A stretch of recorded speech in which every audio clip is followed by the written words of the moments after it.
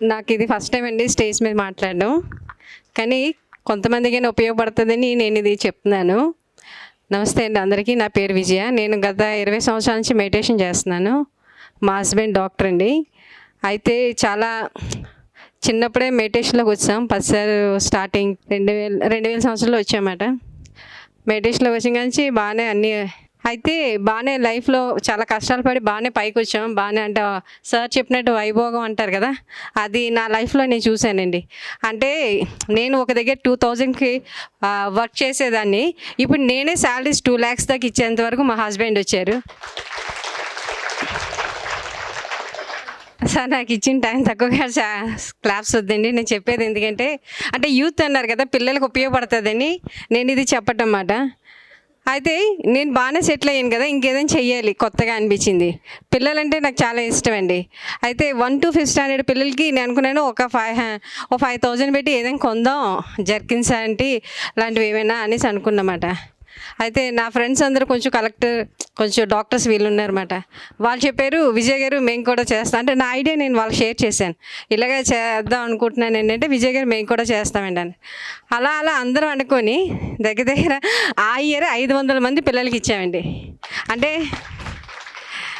వద్దండి, జస్ట్ 5 పిల్లలకి ఇద్దాం అనుకునేదాన్ని. అంటే ఒక లేడీ అనుకుంటే అది ఎంతవరకు అవుతుందని నా లైఫ్లో నేను అంటే ఎడ్యుకేషన్ పరంగా అన్నీ చూశాను. బట్ ఇంకొక చేయటం అనేది కూడా నేను చూసాను. అలా 2019లో స్టార్ట్ చేసాం. ఇప్పటికీ కూడా కంటిన్యూ అవుతుంది సార్.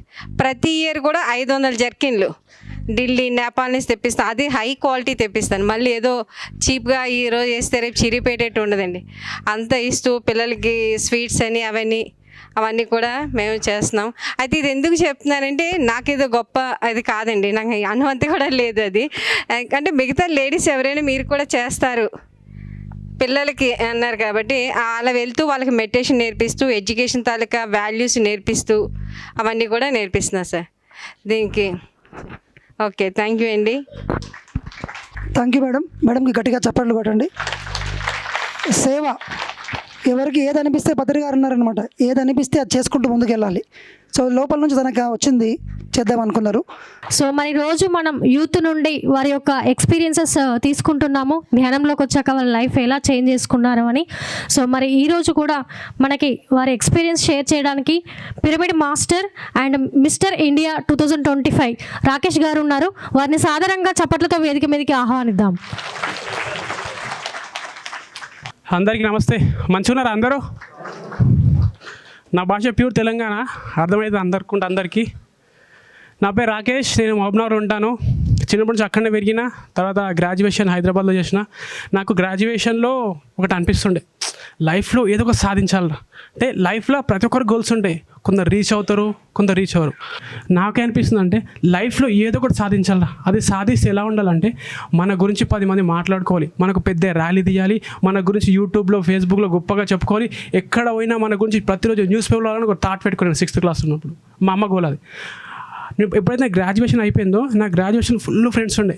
కానీ గ్రాడ్యుయేషన్ తర్వాత వాళ్ళందరూ జాబ్లో సెటిల్ అయ్యారు. నేను కాంపిటేటివ్ ప్రిపేర్ అవుతున్నా. నాకు గ్రాడ్యుయేషన్ వరకు థౌజండ్స్ ఆఫ్ ఫ్రెండ్స్ ఉండే కాలేజీలో. తర్వాత నేను జాబ్ చేయట్లేని చెప్పి నాతో ఎవరు మాట్లాడలేరు. నేనేం చేసినా, ఓకే ఇది కాదురా, మనం అంటే ఏదో లైఫ్లో చేసి చూపించాలని నా కాంపిటేటివ్ స్టడీస్ పక్కకు పెట్టేసి నెక్స్ట్ నేనేం చేసిన, జాబ్లో జాయిన్ అయినా. 1 year స్మూత్గా జాబ్ చేస్తూ అప్పుడు అనుకున్నాను లైఫ్లో ఏదో సాధించాలి.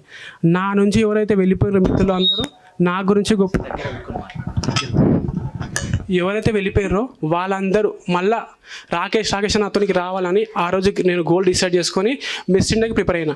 నేను 2020లో మిస్ ఇండియా రన్అప్ వచ్చిన. తర్వాత 2025లో మిస్ ఇండియా గోల్ జరిగింది, అప్పుడు విన్ అయినా. సో ఇది స్టోరీ.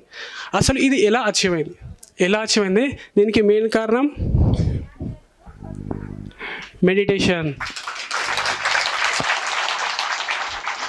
మెడిటేషన్ చేస్తే ఏమవుతుందంటే ఫస్ట్ మనలో ప్రాణశక్తి అద్భుతంగా పెడుతుంది. సో ఆ ప్రాణశక్తి ద్వారా ఎలాగైతే వస్తుంటుందో అప్పుడు మనం విజువలైజేషన్ చేసుకుంటే మన సంకల్పాలు సంపూర్ణమవుతాయి అన్నమాట. సో మెడిటేషన్ ద్వారా జ్ఞానం వస్తుంది, ముక్తి వస్తుంది, మన కోరికలన్నీ నెరవేరుతాయి.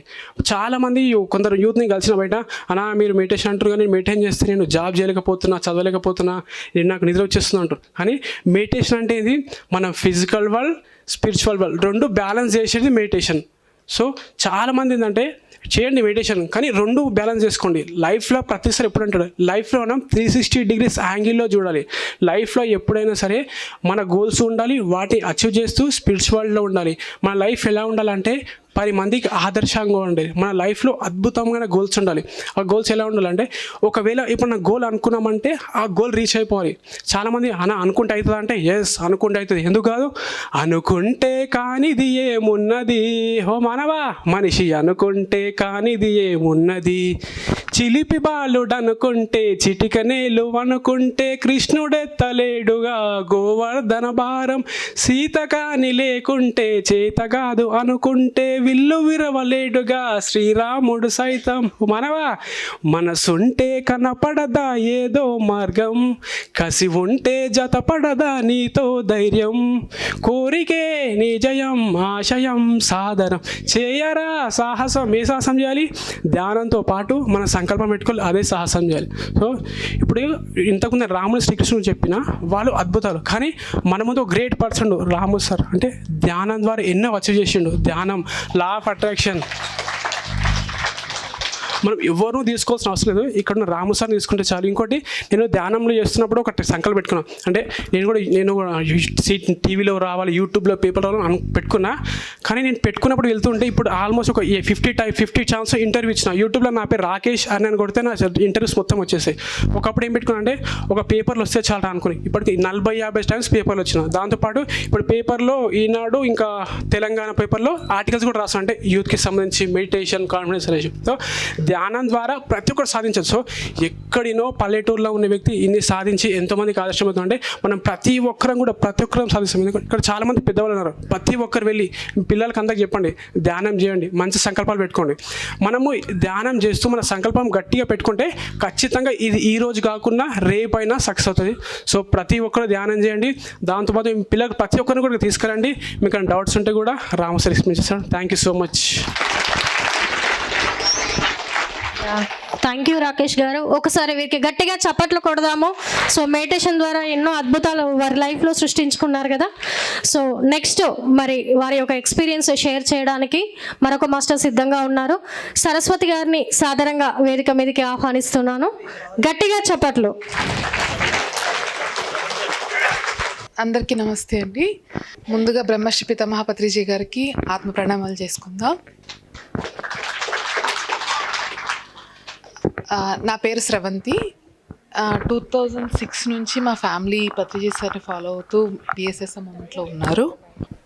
సో నేను ఒక చిన్న టాపిక్ గురించి మాట్లాడదాం అనుకుంటున్నానండి. ఇక్కడ ఉన్న వాళ్ళందరికీ ప్రాబ్లమ్స్ ఉన్నాయా లేదా?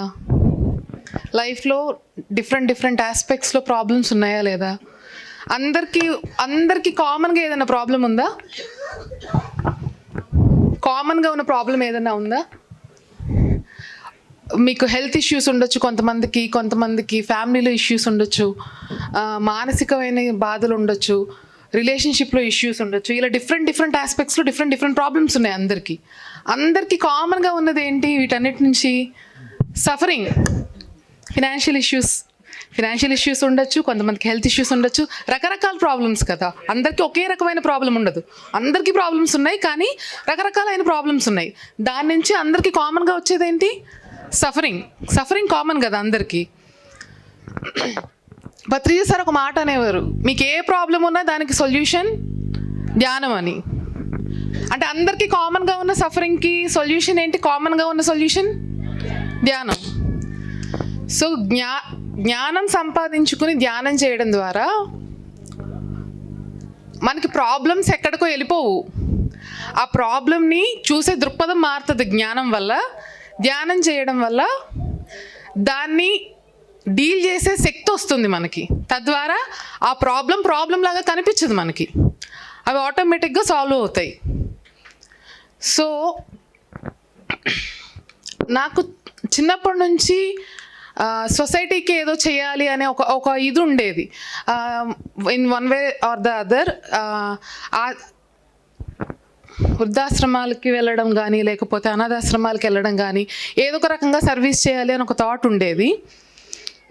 అది చేస్తూ ఉండేదాన్ని అప్పుడప్పుడు నాకు కుదిరిన టైంలో ఫ్రీ టైంలో వెళ్ళి వాళ్ళకి ఏదైనా ఏదో ఫిజికల్గా హెల్ప్ చేయడం కానీ లేకపోతే ఫినాన్షియల్గా హెల్ప్ చేయడం కానీ ఏదో ఒక రకంగా డొనేషన్స్ రూపంలో అట్లా చేస్తూ ఉండేదాన్ని.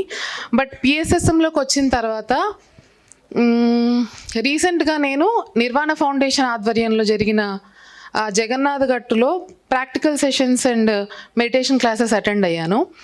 అక్కడికి అటెండ్ అయిన తర్వాత చాలా చాలా ఇంపాక్ట్ఫుల్గా అనిపించింది నాకు. అక్కడ జరిగిన ప్రాక్టికల్ సెషన్స్ అండ్ మెడిటేషన్ చేసిన తర్వాత నేను ఒకటి డిసైడ్ అయింది ఏంటంటే, ఇప్పుడు నేను వేరే ఏ ఆశ్రమాలకి ఇచ్చి ఏం చేసినా, లేకపోతే అనాథాశ్రమం కానీ వృద్ధాశ్రమం కానీ వెళ్ళి ఏం చేసినా అది ఆ ఒక్కరోజే ఉంటుంది. ఆ చేసిన రోజు మాత్రమే ఉంటుంది, అయిపోతుంది. నేను మళ్ళీ చేయాలి అది చేయాలనుకుంటే. కానీ పిఎస్ఎస్ ద్వారా ఇలాంటి వాటికి నేను వాలంటీర్గా వర్క్ చేయడం ద్వారా ఒకసారి ఒక మనిషికి ఇది మనం పరిచయం చేసి ధ్యానం అనే దాన్ని వాళ్ళ లైఫ్లోకి తీసుకొస్తే అది లైఫ్ టైం ఉంటుంది.